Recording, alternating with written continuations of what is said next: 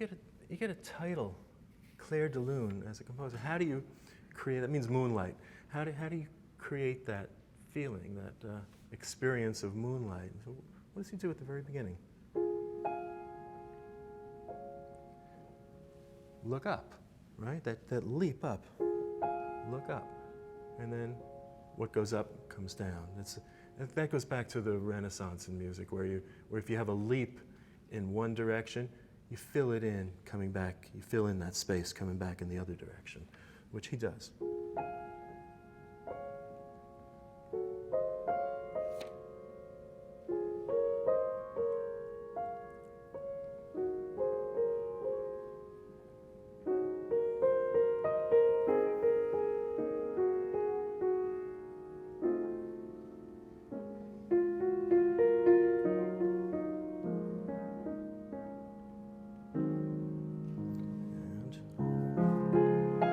Up.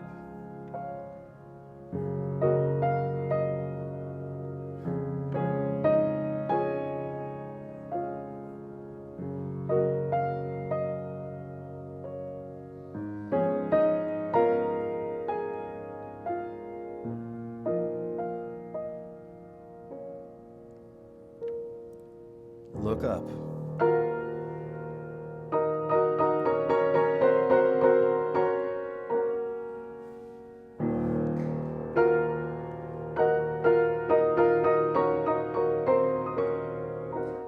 Learned that this piece was inspired by a poem by Verlaine, Paul Verlaine, called Claire de Lune.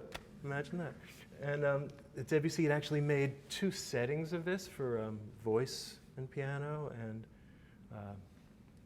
Gabriel Fauré also said this one was a popular poem. It's one of those poems, symbolist poetry. You ever read symbolist poetry? You don't quite know what's going on. They paint a lot of pictures for you, but it's up to you to kind of make sense of all the pictures. And so, okay, so we've got a bunch of masqueraders and dancers at night under the light of the moon, and there's a lute playing, and there's water flowing through statues, and this is there's some birds singing a sad minor song up in a tree. And there's a lot of stuff. And so I kind of went through the piece looking to see if, did he encode these things in the music? Because I wasn't sure. And so, of course, the moonlight, beyond the look up, the end of that first section here is.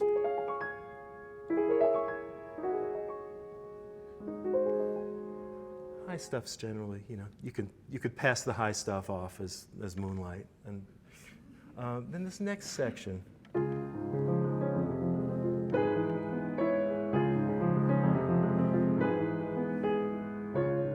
It's kind of lute-like.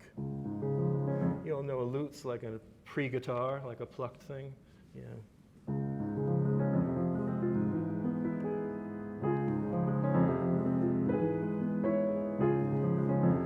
So I thought, like, okay, he's got a lute.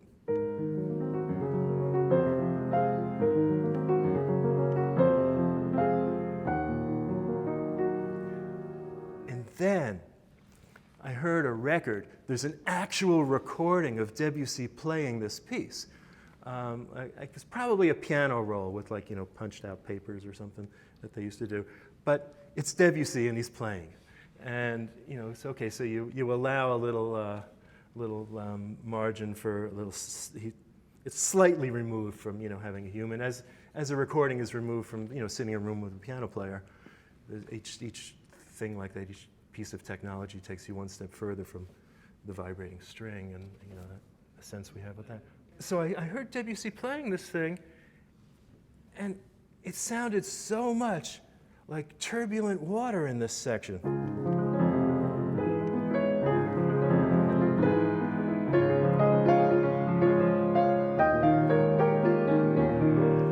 So it's further than I'm going to go with it.